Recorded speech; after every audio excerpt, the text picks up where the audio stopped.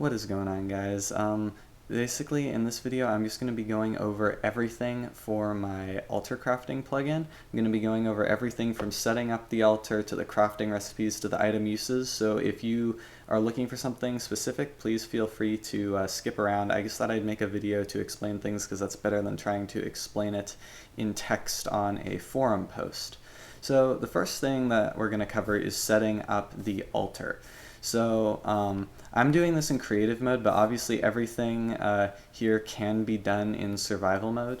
The first thing you're going to want to do, the first thing is you're going to need 4 blocks of redstone, 1 block of emerald, and 1 block of diamond. And to make the altar, you're going to set it up in a position like so. You're going to set it up exactly like that. And this will give you the altar. Now it doesn't look like it's done anything at first, but when you right click the emerald block, you'll see you get this menu that says altar on it.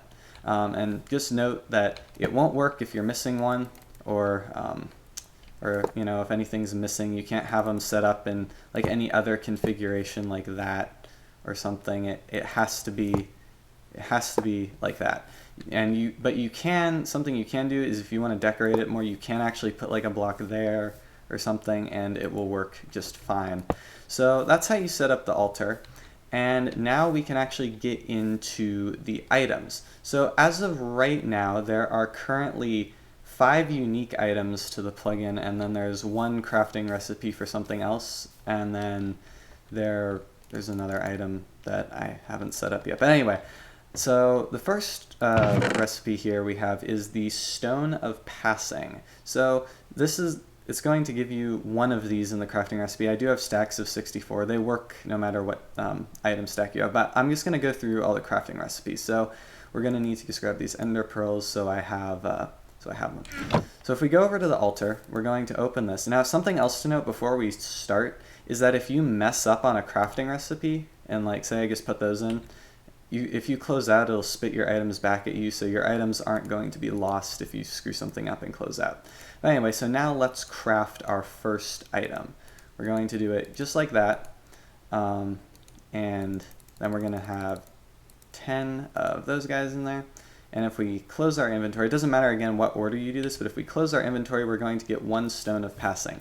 Also, for you people who are like skipping through just to see things, I'm going to open up all these. So these are all the crafting recipes for everything, these chests, but I'm going to be going through them one by one on this. So here's the Stone of Passing. So the Stone of Passing, it's pretty much like sort of what it sounds like. It's basically if you go up to a wall, you right click the wall, you'll be teleported through the wall, and that'll happen with everything as long as as long as there's a free space. So if I have like 2 blocks like this and I try to click through, it won't let me. But if I get rid of those, it'll let me through. So it has to be like there has to be air on the other side. So that's the Stone of Passing. Next up is the Stone of Drifting. And the Stone of Drifting is crafted as it is shown here. And I will just throw it into the altar again to give you a sort of idea on how it works. I'm not going to do this for every single one, but I'm just doing it for the first few to kind of give you an idea of how it works. So you just place them in like that, then you close the inventory and it'll spit you out the Stone of Drifting. So basically how the Stone of Drifting works, I'm actually going to go into survival to demo this. So just hop on over into survival here. So basically how this is going to work is if the player is holding this in their hand and they jump off of a ledge, you'll notice that they tend to slow down and they won't take any fall damage. So that's basically the idea with the Stone of Drifting. Also, something to note is that you have to be holding it in your hand for it to work. So if I jump off now, I'll fall and I'll still take damage. You have to be holding it in your hand for it to work. Even if you're holding it in your hand while you're falling and you let go of it, you'll still take fall damage. So that is how the Stone of Drifting works. And now I'm actually going to demo 1 more of these in survival mode, but then I'm just going to go straight off and kind of show off all the abilities. So I'm going to craft 1 of these in survival mode to also give you an idea. I'm actually just going to recraft, or actually let's craft the Wand of Thunder here because I have all the stuff in my inventory. And so what we're going to do for the Wand of Thunder is we're just going to take 1 of those, and then we take 5 of those, and gold, block and another star. And if we put those in here, we'll get the Wand of Thunder. Now notice that my health went down by about halfway.